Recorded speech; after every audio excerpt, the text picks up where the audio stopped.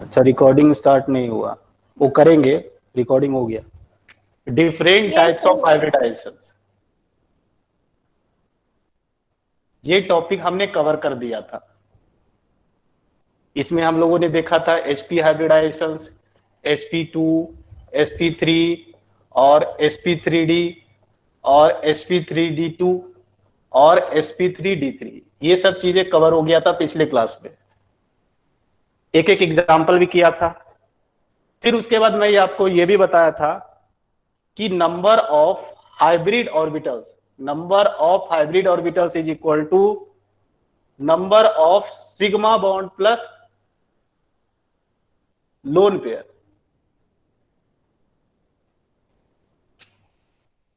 इसको हम number of hybrid orbitals को स्टेरिक नंबर भी बोलते थे।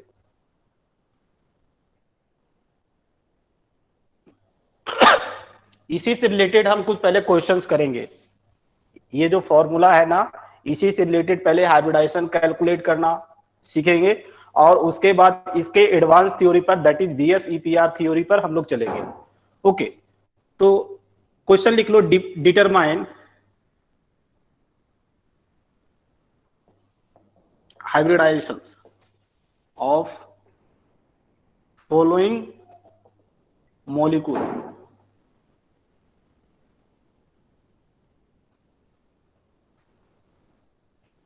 सबसे पहला एग्जांपल है, दैट इज,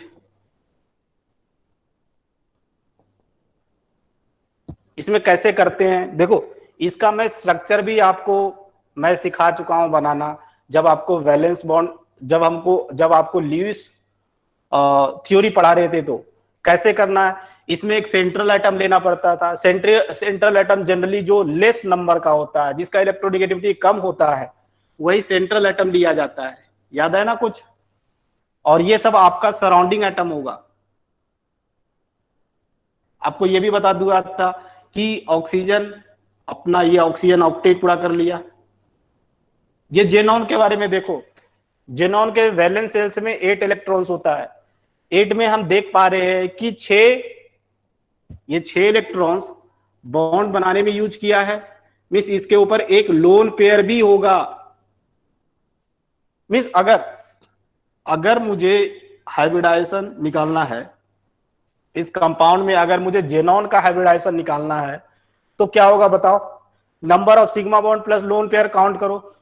देखो, एक सिग्मा बॉन्ड यहां, एक सिग्मा बॉन्ड यहां, और एक डबल बॉन्ड में एक सिग्मा बॉन्ड और एक पाई बॉन्ड होता है। तो एक सिग्मा बॉन्ड यहां और एक सिग्मा बॉन्ड यहां और एक लोन पेयर। मतलब अगर नंबर ऑफ स्टेरिक नंबर बोलूं, स्टेरिक नंबर इसका कितना हो जाएगा? देखो, 4 + 1 5 हो जाएगा। 5 हो जाएगा। मींस इसका हाइब्रिडाइजेशन क्या होगा बताओ? इसका हाइब्रिडाइजेशन हो जाएगा sp3d। समझ में आ रहा है ये समझ में आ रहा है या नहीं? Yes sir. हाँ, क्योंकि अगर देखो स्ट्रक्चर बनाना नहीं आएगा आपको तो फिर दिक्कत होगी। इसलिए पीछे वाला चीज अच्छा से क्लियर होना चाहिए। Next example,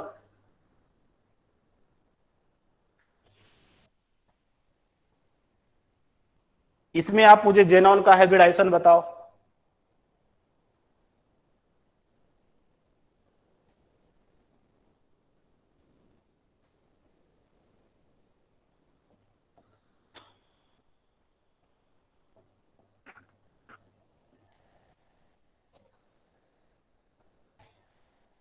sir sp3d2। sp3d2 बना लेते हैं। देखिए, ये central atom xenon, less in number, electronegativity कम, और ये सब आपका सराउंडिंग एटम। आपको पता है कि मैं ये भी लिखा चुका हूं कि फ्लोरीन हमेशा कॉर्नर में होगा और एक बॉन्ड बनाएगा। ऑक्सीजन को ऑक्टेट पूरा करने के लिए डबल बॉन्ड। जेनॉन को देखो, जेनॉन के वैलेंस सेल्स में, F4 है सर।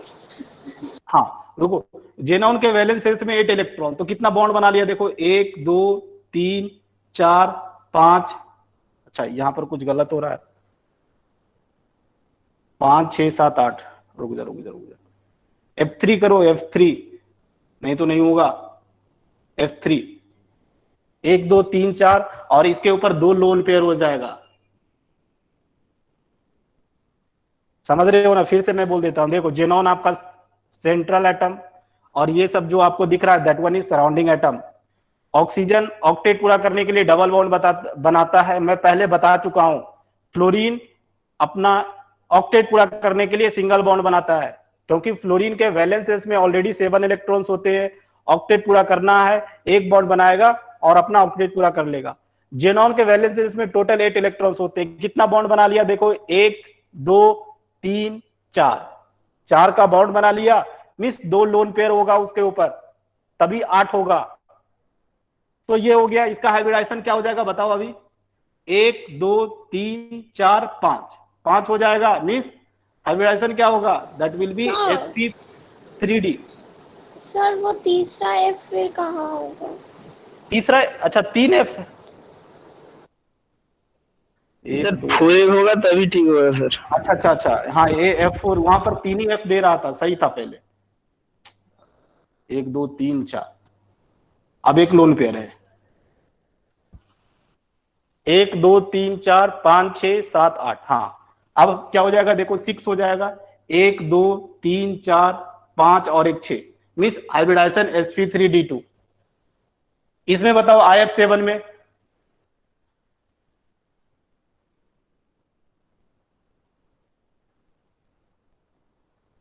IF7 में बताओ हाइब्रिडाइजेशन आई का।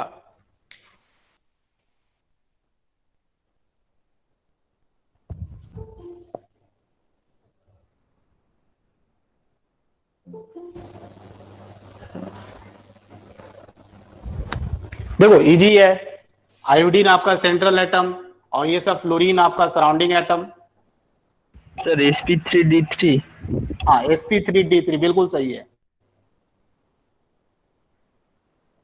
आयोडीन के वैलेंसेस में टोटल 7 इलेक्ट्रॉन्स होते हैं और 7 का बॉन्ड बना चुका है, तो हाइब्रिडाइजेशन क्या हो जाएगा, that will be, steric number कितना हो जाएगा 7, 7 मींस हाइब्रिडाइजेशन sp3d3 d3। यहां पर देखो SO3 sulphur central atom, oxygen, oxygen का अपना ऑक्टेट पूरा करवाओ तो डबल बॉन्ड बनाएगा। सल्फर के वैलेंस शेल्स में टोटल 6 इलेक्ट्रॉन्स होते हैं, 6 का इन्होंने बॉन्ड बना लिया है, तो स्टेरिक नंबर कितना हो जाएगा, दैट विल बी 3। अगर 3 मींस हाइब्रिडाइजेशन क्या हो जाएगा, sp3 sp2। इसी तरह इसमें देखिए,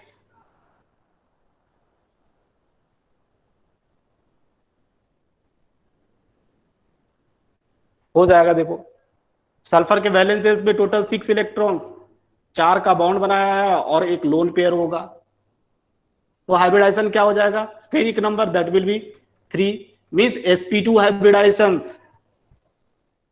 इसमें I3 माइनस का स्ट्रक्चर मैं पहले बता चुका हूं आपको, अगर आपको याद हो तो पहले बताया हूं मैं, this is the structure of I3 minus. अब बताओ इसका हाइब्रिडाइजेशन क्या होगा, देखो यहां पर 2 सिग्मा बॉन्ड दिख रहा है और 3 लोन पेयर दिख रहा है, मींस हाइब्रिडाइजेशन क्या हो जाएगा, steric number that will be 2 + 3 5, 5 means hybridization that will be sp3d। Means ये फॉर्मूला हर जगह काम करेगा, बशर्ते आपको ल्यूइस थ्योरी के अकॉर्डिंग आपको स्ट्रक्चर बनाने आना चाहिए। स्ट्रक्चर बना दिए, number of sigma bond plus lone pair को काउंट करो, स्ट्रक्चर तुरंत बन जाएगा।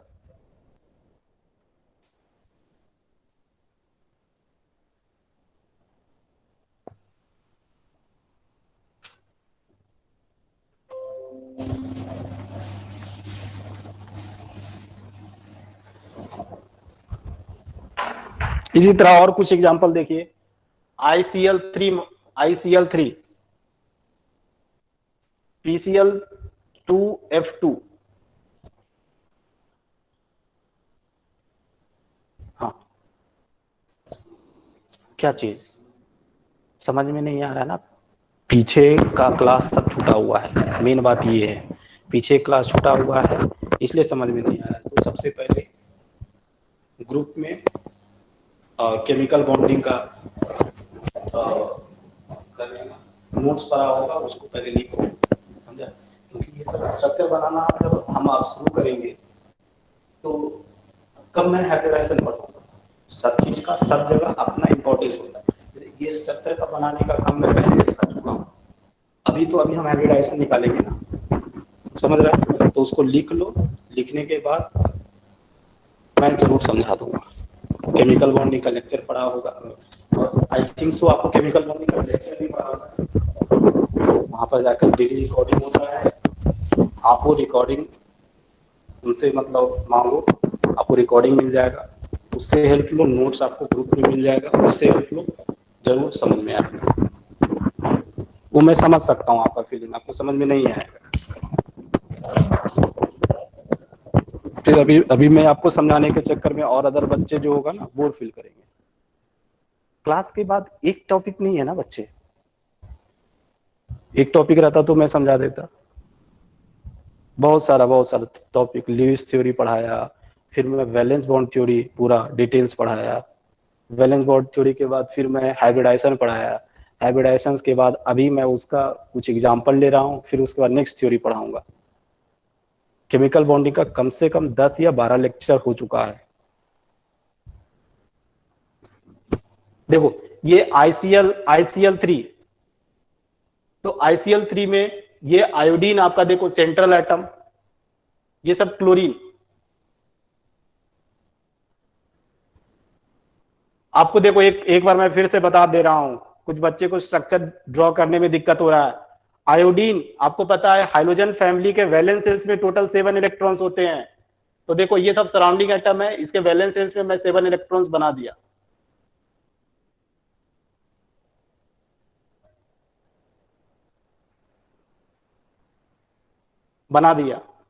देखो इसका ऑक्टेट पूरा कराओ। ऑक्टेट पूरा करने के लिए एक बॉन्ड बनाएगा, इस आयोडीन के साथ एक बॉन्ड बनाएगा, तब जाकर इसका ऑक्टेट पूरा होगा। ऑक्टेट पूरा मतलब 8 electrons in outermost shell. इसका भी ऑक्टेट पूरा कराओ। ऑक्टेट पूरा करने के लिए सिंगल बॉन्ड बनाएगा, 8 इलेक्ट्रॉन्स इसको भी हो गया। इसका भी ऑक्टेट पूरा कराओ। ऑक्टेट पूरा करने के लिए सिंगल बॉन्ड बनाएगा, इसका भी ऑक्टेट पूरा, इसका भी ऑक्टेट पूरा, इसका भी ऑक्टेट पूरा। अब नाउ कमिंग ऑन आयोडीन।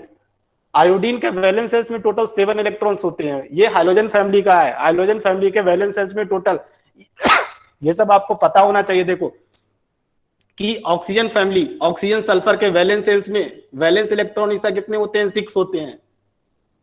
फिर जैसे हम ये बता ही देता हूं, देखो जैसे मैं ग्रुप 2 बेरिलियम बात करता हूं। बेरिलियम हो गया, बेरिलियम के वैलेंस सेल्स में 2 इलेक्ट्रॉन्स, बोरोन के वैलेंस सेल्स में 3 इलेक्ट्रॉन्स, एल्युमिनियम के वैलेंस सेल्स में 3 इलेक्ट्रॉन्स,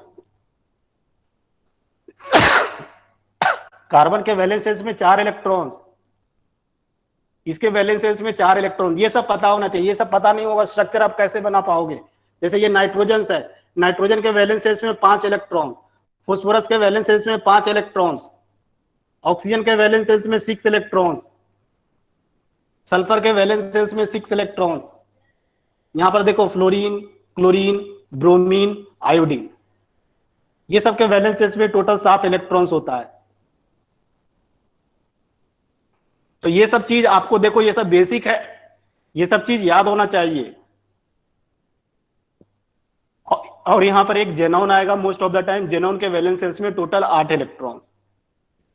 ये इतना जो बना रहा हूं ना, इतना का वैलेंस सेल्स में कितना इलेक्ट्रॉन्स होता है, you must have to remember. अगर इतना नहीं आएगा तो आप स्ट्रक्चर बना ही नहीं पाओगे। तो देखो ये आयोडीन के वैलेंस सेल्स में टोटल 7 इलेक्ट्रॉन्स होते हैं। 7 में देखो एक बॉन्ड, 3 इलेक्ट्रॉन्स बॉन्डिंग में पार्टिसिपेट कर लिया है, मींस टोटल 7 है। 7 में 3 बॉन्डिंग में पार्टिसिपेट कर लिया है, मींस इसके ऊपर 2 लोन पेयर होगा, तभी 7 होगा। मींस इसका हाइब्रिडाइजेशन क्या होगा? देखो हाइब्रिडाइजेशन स्टेरिक नंबर निकालिए। Steric number that one is, पहले ये सिग्मा बॉन्ड काउंट कीजिए। देखिए एक sigma bond, sigma bond, sigma bond, 3 sigma bond. Lone pair कितना? 2 लोन पेयर, एक लोन पेयर यहां, एक लोन पेयर यहां, टोटल 5 मींस हाइब्रिडाइजेशन क्या होगा? sp3d। ये सब बातें हो चुकी है ना। अगर स्टेरिक नंबर 2 है तो हाइब्रिडाइजेशन sp। अगर स्टेरिक नंबर 3 है तो हाइब्रिडाइजेशन sp2। अगर स्टेरिक नंबर 4 है, जो नए बच्चे हैं ये सब सीख लो, sp3। अगर स्टेरिक नंबर 5 है तो sp3d। अगर स्टेरिक नंबर 6 है तो हाइब्रिडाइजेशन sp3d2। अगर स्टेरिक नंबर 7 है, इतना ही, sp3d3, इतना चीज आपको याद होना चाहिए, ये इंपॉर्टेंट, ये भी।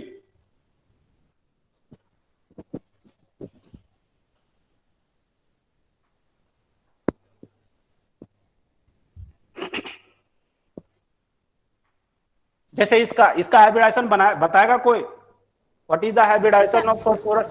हाँ सर sp3d। बिल्कुल, गुड। स्टेरिक नंबर 5 आएगा और दैट विल बी sp3d2। कुछ sp3d, सॉरी, कुछ नहीं करना है। देखो फॉस्फोरस जो कम नंबर में रहता है वही सेंट्रल एटम होता है, और ये सब आपका सराउंडिंग एटम है।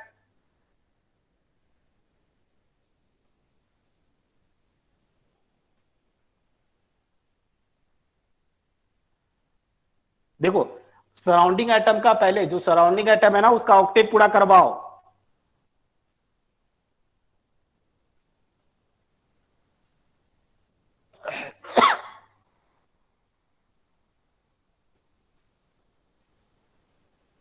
अब आप फोस्फोरस पर आओ। फोस्फोरस के वैलेंसेंस में देख रहे हो 5 इलेक्ट्रॉन्स होते हैं, 5 इलेक्ट्रॉन 5 का बॉन्ड भी, मीन्स इसका हाइब्रिड, इसका स्टेरिक नंबर जो होगा that will be 5, means hybridization sp3d।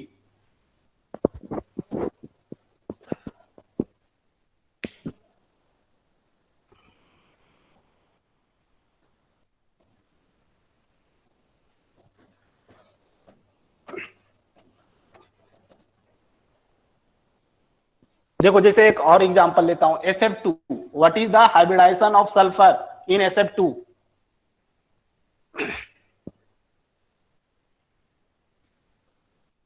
Bf4 minus में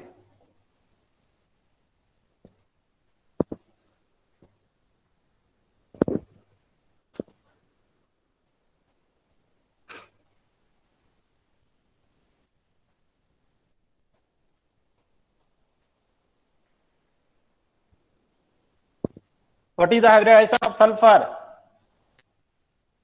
सर sp3। sp3।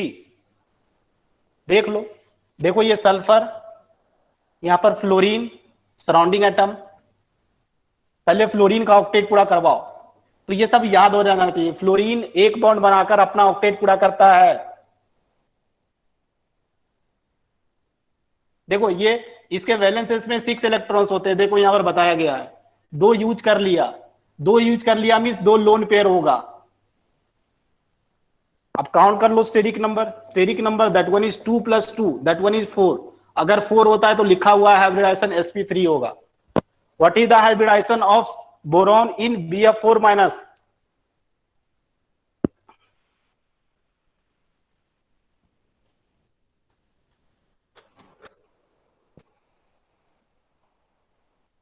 क्या होगा? sp3, बिल्कुल बिल्कुल, गुड। यहां पर स्टेरिक नंबर देखोगे, स्टेरिक नंबर 4 आएगा, हाइब्रिडाइजेशन sp3 हो जाएगा। कैसे? देखो ये बोरॉन सेंट्रल एटम, ये फ्लोरीन। ये भी मैं बता चुका हूं, माइनस चार्ज हमेशा मोर इलेक्ट्रोनिगेटिव एटम के ऊपर रखना है, रख दिया। माइनस चार्ज रखने से क्या होगा, इसका ऑक्टेट पूरा हो जाएगा। पहले पहले 7 इलेक्ट्रॉन्स, माइनस रहने का मतलब 8 इलेक्ट्रॉन्स हो गया इसका। इसका ऑक्टेट पूरा करा दो, ऑक्टेट पूरा हो गया।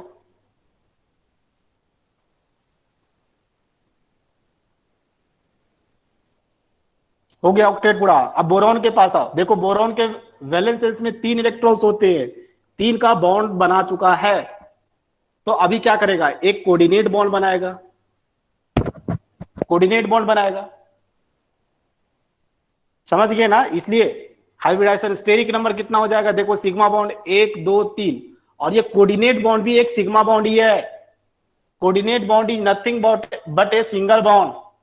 How coordinate bond can be converted into single bond? Covalent bond में कैसे कन्वर्ट करते हैं, याद है?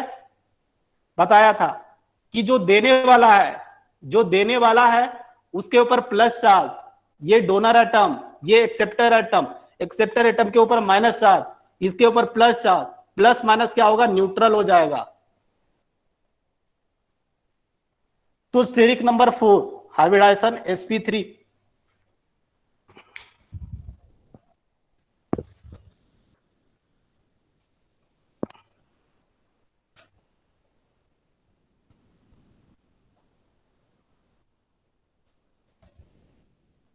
जैसे कुछ सिंपल एग्जांपल कराता हूं। SF6, SF6, what is the hybridization of sulfur in SF6?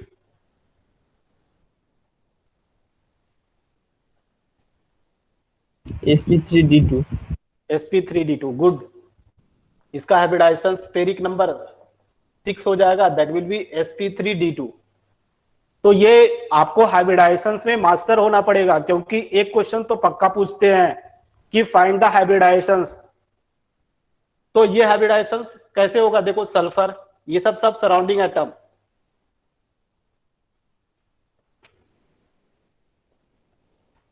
इसका ऑक्टेट पूरा कराओ सबका, और एक क्लोरीन ऊपर हो गया। सल्फर के वैलेंसेस में टोटल 6 इलेक्ट्रॉन्स होते हैं, 6 का 6 बॉन्ड बना दिया, देख रहे हो। तो हाइब्रिडाइजेशन क्या हो जाएगा, steric number that will be 6, hybridization sp3d2।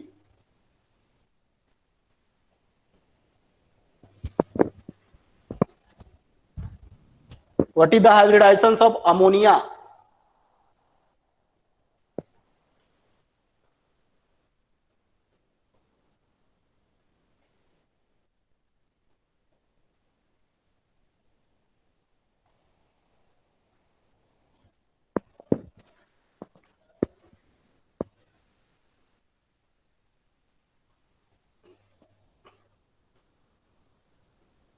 क्या होगा? Sir sp3। sp3, बिल्कुल, ये बनाओ जो बना लिए। देखो नाइट्रोजन आपका सेंट्रल एटम है, ये सब आपका सराउंडिंग एटम। सराउंडिंग एटम, आपको पता है कि हाइड्रोजन के वैलेंस शेल्स में 1 इलेक्ट्रॉन्स होते हैं, और हाइड्रोजन हमेशा अपना डिप्लेट पूरा करता है। डिप्लेट पूरा करने के लिए एक बॉन्ड बनाएगा, ये भी एक बॉन्ड बनाएगा, ये भी एक बॉन्ड बनाएगा, इसका भी डिप्लेट पूरा, इसका भी डिप्लेट पूरा, इसका भी डिप्लेट पूरा। Now coming on nitrogen, nitrogen 3 bond बनाया है, अपना 3 वैलेंस इलेक्ट्रॉन यूज किया है, मींस इसके ऊपर एक लोन पेयर भी होगा, क्योंकि इसके वैलेंस शेल्स में टोटल 5 इलेक्ट्रॉन्स होते हैं। तो हाइब्रिडाइजेशन क्या हो जाएगा बताओ, स्टेरिक नंबर क्या होगा, that will be 3 sigma bond, 1 2 3, और एक lone pair 4, means hybridisation sp3। इसमें बताओ sp3d। sp3, देख लो, ये सर जेनॉन है। sp3d। हाँ sp3d, देखो 2 फ्लोरीन है। पहले सराउंडिंग एटम का ऑक्टेट पूरा करने का कोशिश करो, देखो ऑक्टेट पूरा हो गया। Now coming on xenon, xenon के वैलेंस शेल्स में 8 इलेक्ट्रॉन्स होता है, 2 का बॉन्ड बनाया है, मींस लोन पेयर कितना होगा, लोन पेयर 3 लोन पेयर होगा, एक लोन पेयर, 2 लोन पेयर, और एक तीसरा lone pair, means steric number क्या हो जाएगा, दैट विल बी 2 + 3 5। अगर 5 होगा तो hybridization sp3d। What is the hybridization of xenon in XeO3?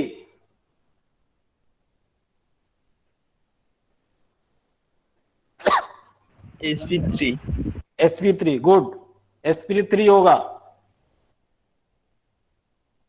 क्या कुछ नहीं है, देखो जेनॉन, ये सब surrounding atom, oxygen valence shells में 6 इलेक्ट्रॉन, डबल बॉन्ड बनाएगा, ये भी डबल बॉन्ड बनाकर अपना ऑक्टेट पूरा करेगा, ये भी।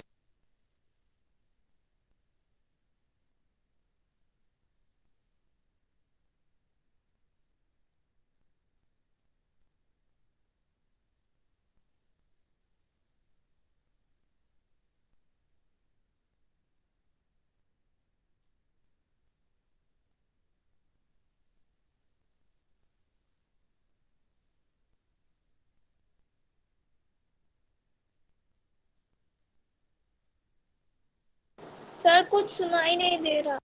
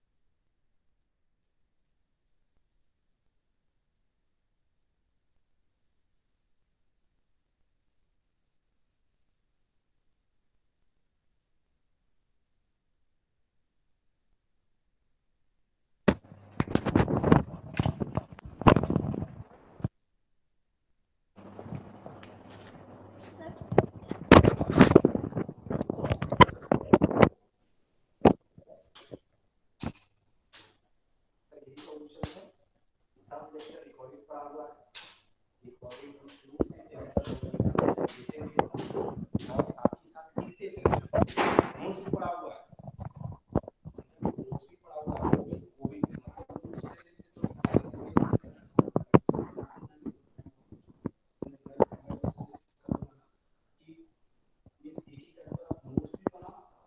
तो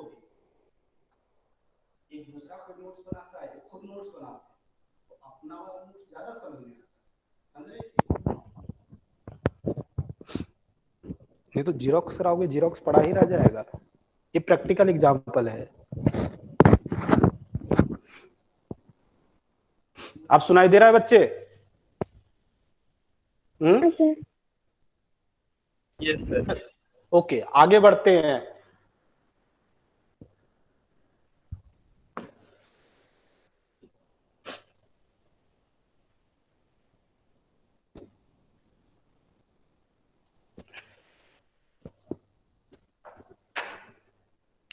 देखो next theory, that one is valence shell.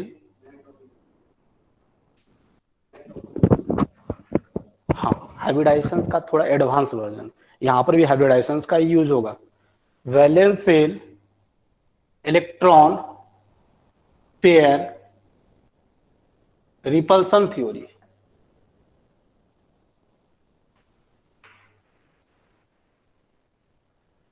देखो इसको हम शॉर्ट में VSEPR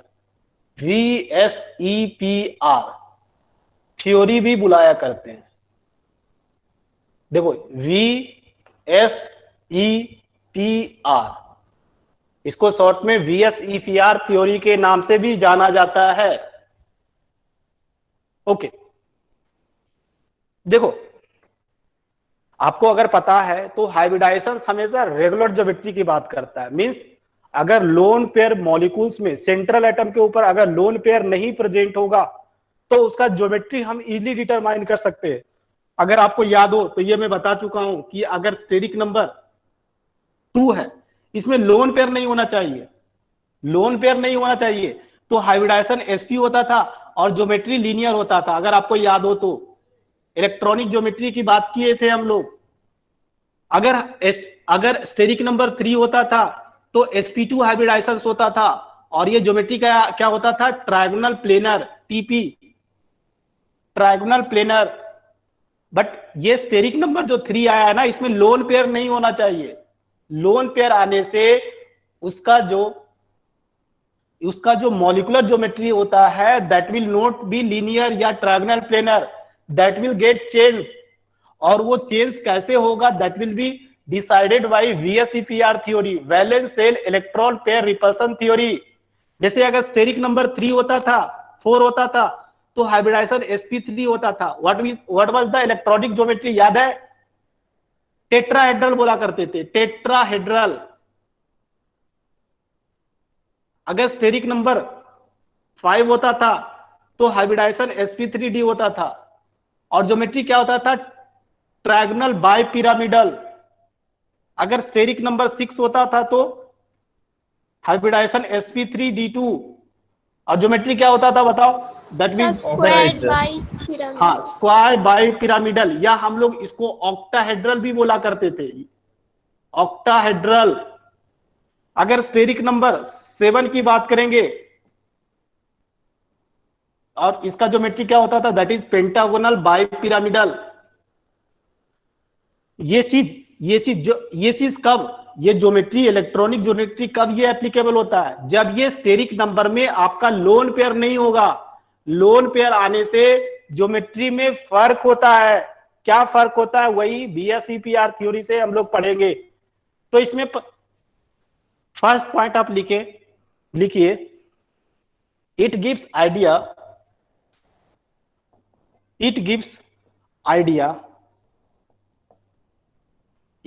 idea about geometry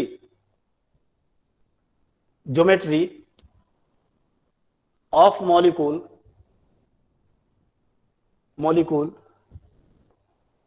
when both lone pair and bond pair, lone pair and bond pair are present on central atom. Ca means central atom. Central atom.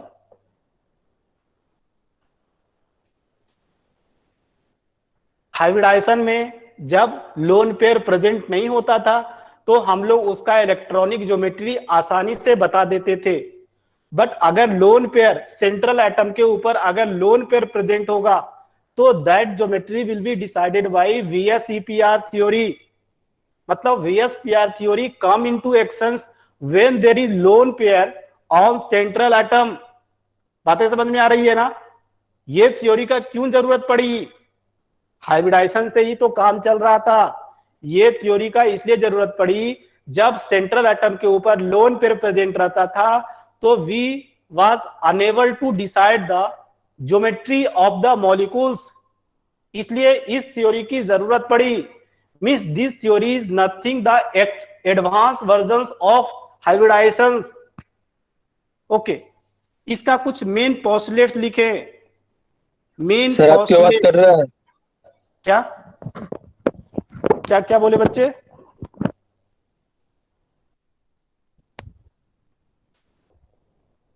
Main postulates. अच्छा ये, हाँ main postulates. इसका पहला point लिखे, लिखिए electron pair. Electron pair का मतलब होता है ये या तो बॉन्ड पेयर और लोन पेयर।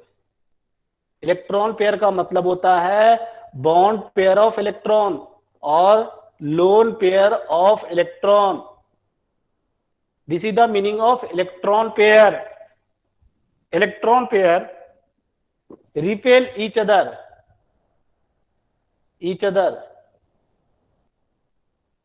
ये जो इलेक्ट्रॉन पेयर होते हैं, बॉन्ड पेयर और लोन पेयर होते हैं, एक दूसरे को रिपेल करते हैं। ओके, उसके बाद आगे लिखें इन order to minimize the repulsions, in order to minimize the repulsions, in order to minimize the repulsions, they try to stay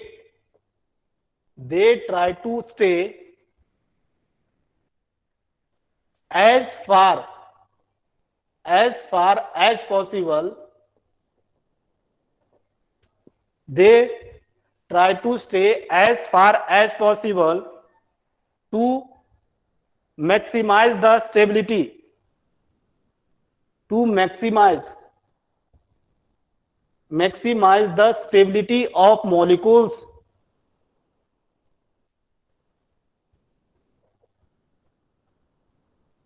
means ये देखो, ये पॉइंट से यही समझ में आ रहा है कि ये जो बॉन्ड पेयर और लोन पेयर होते हैं सेंट्रल एटम के ऊपर प्रेजेंट जो होते हैं, एक दूसरे को रिपल्सन्स करते हैं। तो ये दोनों, ये बॉन्ड पेयर और लोन पेयर इस तरह अरेंज होते हैं, इस तरह अपने आप को ओरिएंट कर लेते हैं ताकि इसके बीच रिपल्सन्स मिनिमम हो।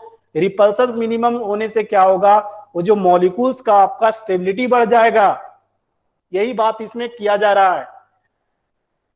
ओके, ये सेकंड पॉइंट लिखें, लिखिए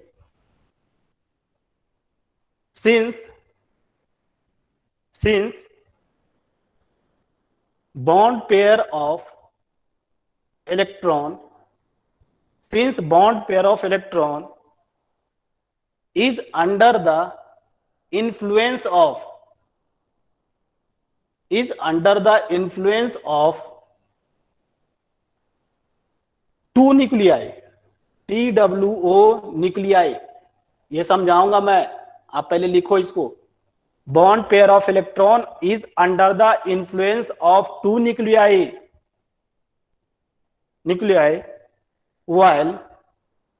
while lone pair of electron is under the influence of one nuclei, is under the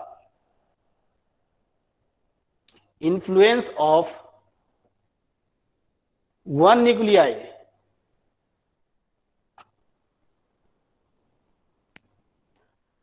ये जो बॉन्ड पेयर होते हैं ये दो न्यूक्लियाई के इन्फ्लुएंस में होते हैं, ये जो लोन पेयर होते हैं वन न्यूक्लियाई के इन्फ्लुएंस में होते हैं। Hence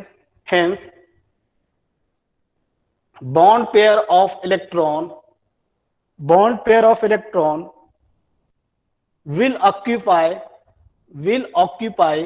less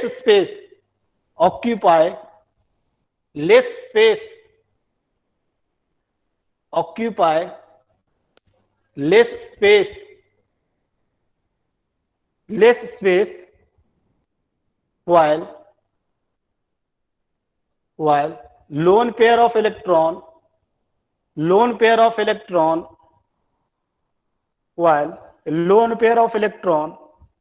will occupy more space.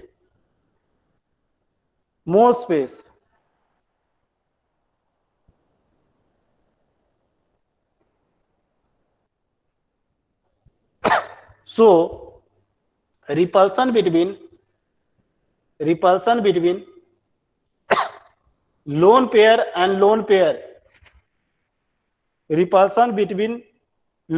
and lone pair will more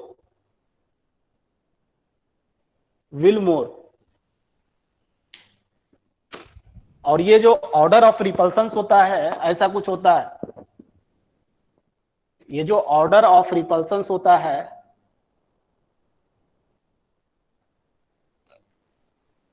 ये कुछ ऐसा होता है। लोन पेयर का रिपल्सन मैक्सिमम होता है, उसके बाद लोन पेयर बॉन्ड पेयर का, और फिर बॉन्ड पेयर का। ये दिस इज द ऑर्डर। क्या मैं बोलना चाहता हूं ये पॉइंट समझे। देखो ये लिख लिए ना। Yes sir. हाँ इसको समझे ये पॉइंट को क्या मैं बोलना चाह रहा हूं। ये जो बॉन्ड पेयर मतलब क्या, मान लो कि ए और बी के बीच बॉन्ड है, ये बॉन्ड पेयर है। This is the bond pair of electron, this is what bond pair of electron. तो ये जो बॉन्ड पेयर ऑफ इलेक्ट्रॉन्स होते हैं ना ये दो न्यूक्लियस के इन्फ्लुएंस में है, एक ए का न्यूक्लियस होगा और एक बी का न्यूक्लियस होगा। ये जो बॉन्ड पेयर हैं it is under the influence of two nuclei, one nuclei of A and other nuclei of B. ऐसा होने से ये क्या करेगा, स्पेस कम छेकेगा। ये क्या होगा, स्पेस, इट विल, ये लेस स्पेस लेगा, it will take less space. But ये जो लोन पेयर होते हैं, मान लो ए के ऊपर एक लोन पेयर है, ये जो लोन पेयर है तो it is under the influence of a का न्यूक्लियस का ही इन्फ्लुएंस इसके ऊपर है। ऐसा दिस इज व्हाट, इसको क्या बोलेंगे, this is the lone pair of electron. This lone pair of electrons is under the influence of one nuclei. ऐसा होने से ये क्या करता है, ज्यादा स्पेस लेगा। क्या समझ में आ रहा है वो ये पॉइंट जो मैं लिखाया आपको? Yes sir.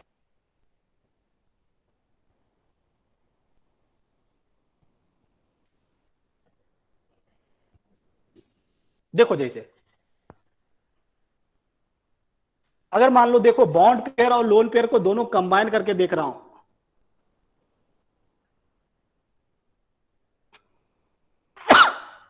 इसको ऐसे देखे बच्चे,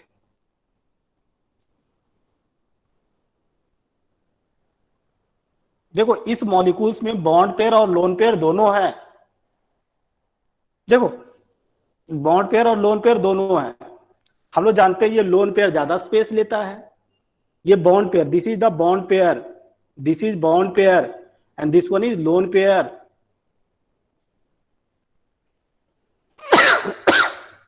ये बॉन्ड पेयर ज्यादा स्पेस लेता है सॉरी, ये लोन पेयर ज्यादा स्पेस लेता है, ये बॉन्ड पेयर कम स्पेस लेता है, ये भी कम स्पेस लेता है। अच्छा ये बताओ, what will be the steric number first? Steric number क्या होगा इसका?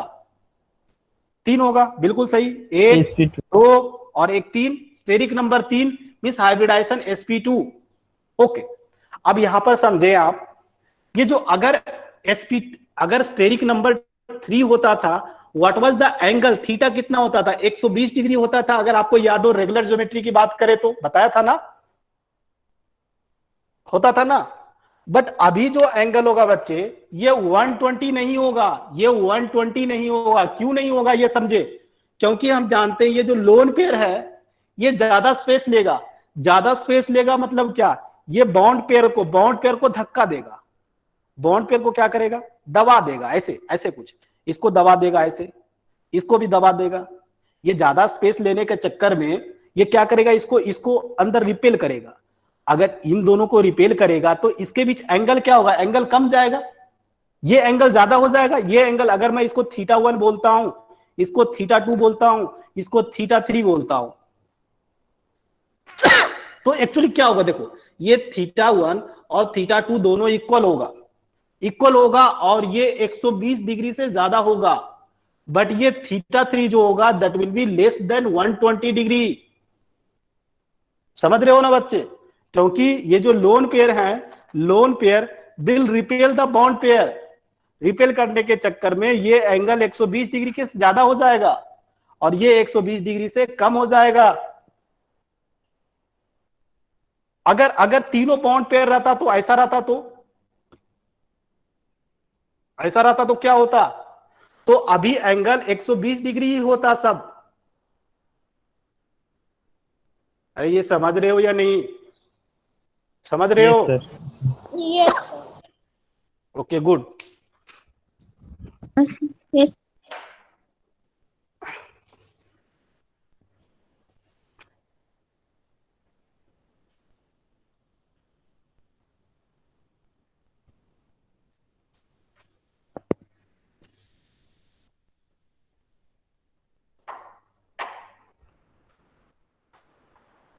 चलो जैसे एक और एग्जांपल लेता हूं।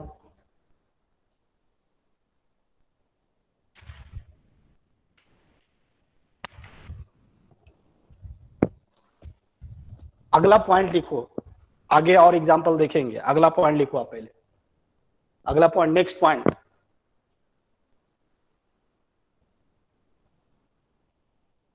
in case in case in case in case of compound having only bond pair,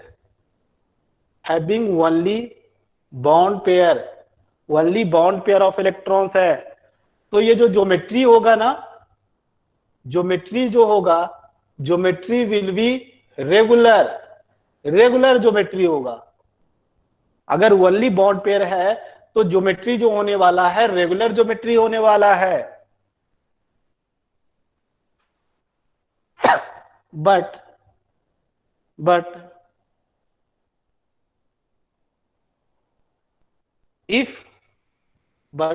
ऐसे लिखो, but lone pair of electron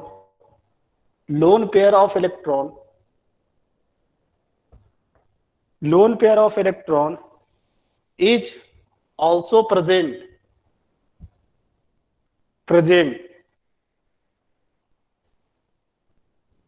along with bond pair,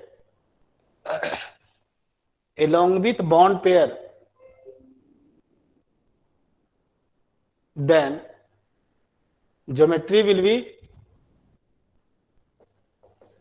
be irregular होगा।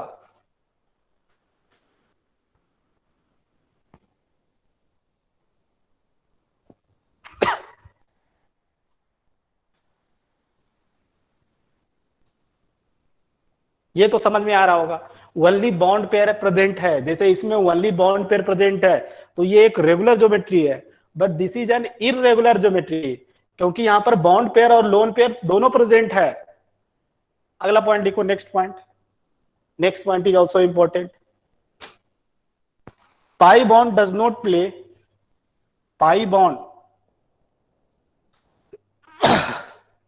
पाई बॉन्ड, अब ब्रैकेट में मल्टीपल बॉन्ड लिख लो यार, रुक जा रुक जा रुक जा,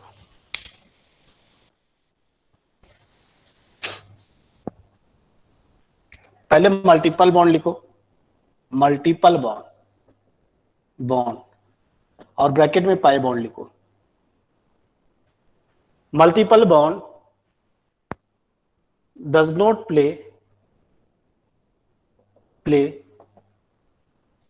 does not play any role in determination of geometry, any role in the determination of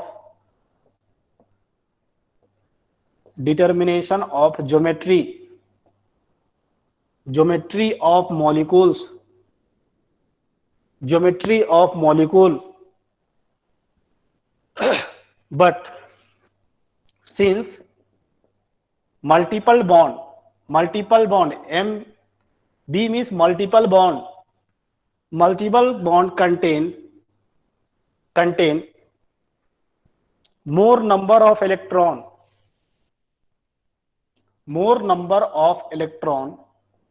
since multiple bond contain more number of electron, hence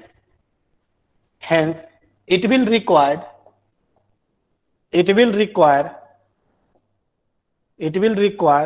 more space,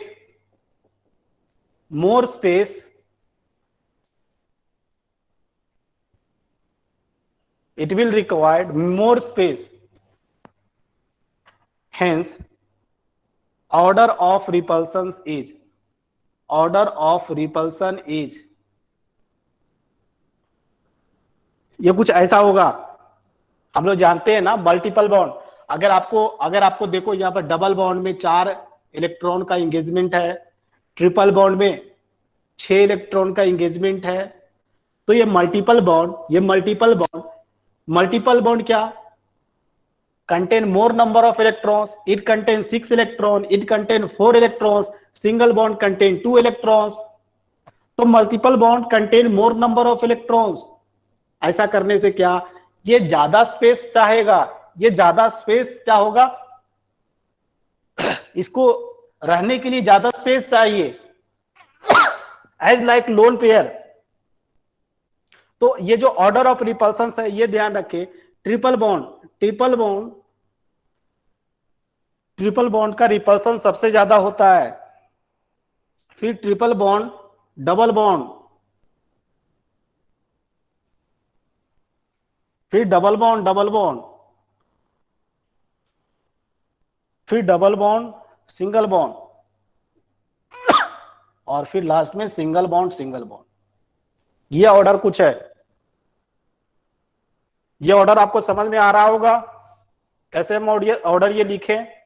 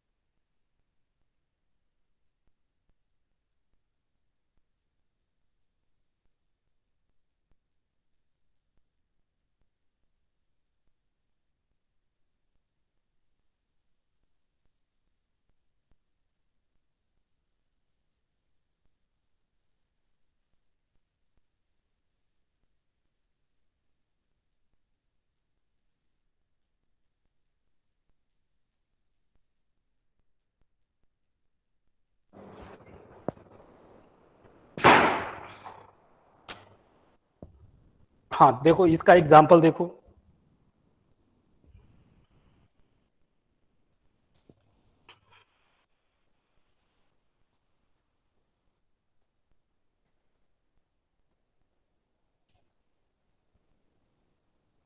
ये देखिए ए है, बी,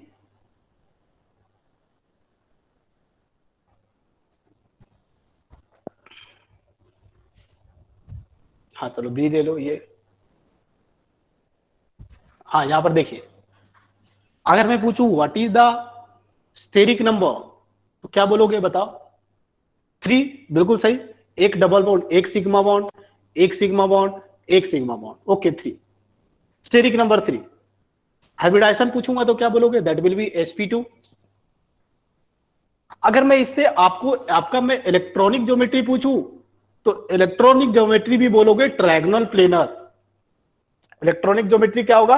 ट्रायगोनल प्लेनर। ये क्या? Trigonal planar. अच्छा ये चीज देखो, ये जो मल्टीपल बॉन्ड है, मल्टीपल बॉन्ड, ये मल्टीपल बॉन्ड ये ज्यादा स्पेस लेता है। अभी लिखे हम लोग कि multiple bond contain more number of electrons, so it will take more space. ये क्या होगा? सेंट्रल एटम के ऊपर ज्यादा स्पेस ढकेगा। अगर ये ज्यादा स्पेस ढकेगा तो क्या होगा? ये जो बॉन्ड एंगल क्या होगा? ये जो बॉन्ड एंगल बोलू, इस अगर इसको θ1 बोलू, इसको θ2 बोलू, ये θ3 बोलू, तो ये क्या होगा बताओ? θ1 और θ2 ये ज्यादा होगा। ये क्या करेगा? ये जो ज्यादा स्पेस लेने के चक्कर में इसको दबा देगा, ये ज्यादा स्पेस लेने के लिए चक्कर में इसको भी अंदर कर देगा, एज लाइक लोन पेयर।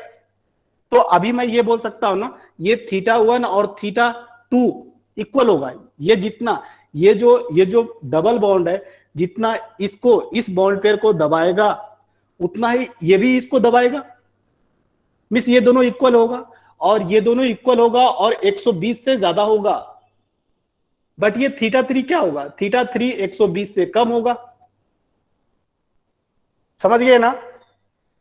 तो यहां पर एक चीज लिख लीजिएगा। क्या देखा आपने? ये जो मल्टीपल बॉन्ड होते हैं, ये जो पाई बॉन्ड होते हैं, ये इलेक्ट्रॉनिक ज्योमेट्री को फर्क नहीं देते, कुछ नहीं फर्क होता है, बट एंगल में ओनली चेंजेस आता है। तो ये चीज आप लिख ले वहां पर, pi bond means multiple bond, multiple bond affects only bond angle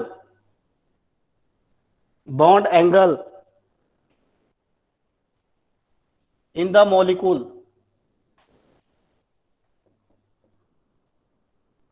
note geometry के इंपॉर्टेंट बात, ये जो मल्टीपल बॉन्ड होते हैं ये ओनली एंगल को चेंज करते हैं, ये ज्योमेट्री में कुछ फर्क नहीं डालते हैं। बट लोन पेयर देखोगे, लोन पेयर बॉन्ड एंगल तो चेंज करेगा, साथ ही साथ उसका ज्योमेट्री भी बहुत जगह चेंज हो जाएगा। ये चीज ध्यान रखना है। ये multiple bond only bond angle को फर्क डालता है। कैसे फर्क डालता है मैं आपको बताया, बट ये geometry will remain same.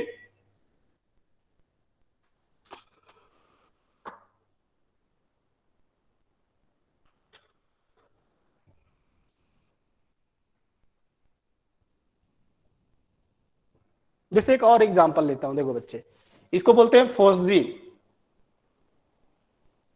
Can anyone tell me what is the formula of phosgene? Anyone? Phosgene? चलो मैं बताता हूं। देखो ये दिस वन इज COCl2, इसको फोर्सजीन बोला जाता है। इसका मैं स्ट्रक्चर बनाऊं तो कुछ ऐसा होगा, देखिए यहां पर भी सेम सिनेरियो।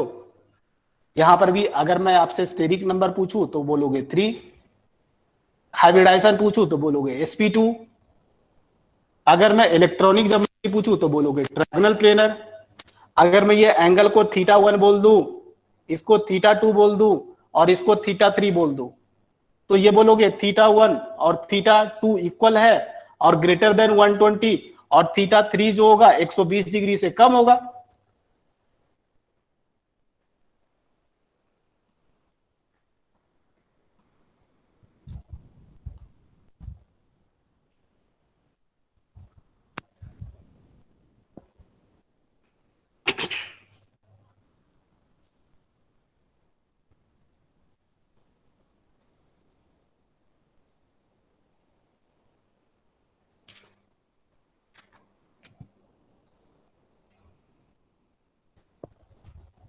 उसके बाद नेक्स्ट हेडिंग लिखे बच्चे, तो ये आपका VSEPR का थ्योरी खत्म हुआ।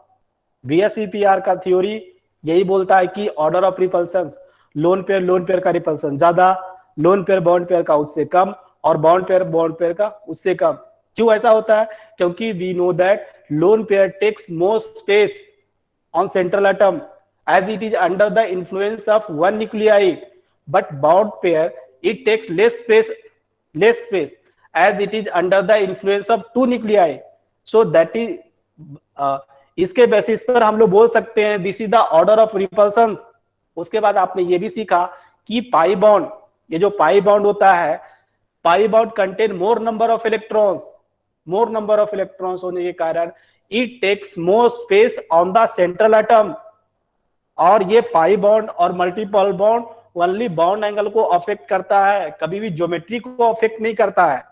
ओके, उसके बाद नेक्स्ट लिखे, नेक्स्ट हेडिंग दे आप, that one is on the basis of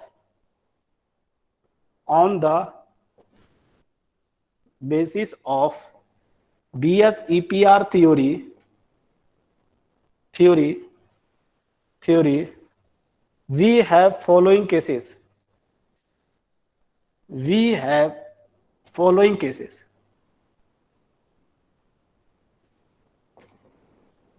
ये सब इंपॉर्टेंट होगा। केसेस, केस नंबर 1 लिख दीजिएगा, that one is sp hybridization. Case number 1, अगर स्टेरिक नंबर 2 हो तो, अगर स्टेरिक नंबर 2 होगा तो ये फिक्स है, हाइब्रिडाइजेशन sp होगा, sp हाइब्रिडाइजेशन। और आपको मैं बता चुका हूं sp hybridization it is a mixture of s और p ऑर्बिटल। ये या तो px होगा, या तो py होगा, या तो pz होगा। ये जब मिक्स करेगा तभी आपका sp हाइब्रिडाइजेशन बनेगा। इसमें भी पहला केस लिखे आप ए, अगर ये दोनों स्टेरिक नंबर 2 में दोनों का दोनों बॉन्ड पेयर हो, मतलब बॉन्ड पेयर 2 हो और लोन पेयर 0 हो, इस टाइप के जो स्ट्रक्चर को मैं AB2 टाइप नाम से बुलाऊंगा, AB2 टाइप। हाँ, ये बॉन्ड पेयर 2 हो और लोन पेयर 0 हो। जैसे स्टेरिक नंबर 2 बनाना है ना, इसको बनाने का एक तरीका होगा बॉन्ड पेयर 2 कर दो और लोन पेयर 0 कर दो। एक दूसरा तरीका होगा कि बॉन्ड पेयर 1 और लोन पेयर 1, तब भी स्टेरिक नंबर 2 ही होगा। इसको मैं AB2 टाइप बुलाऊंगा क्योंकि यहां पर 2 बॉन्ड पेयर है।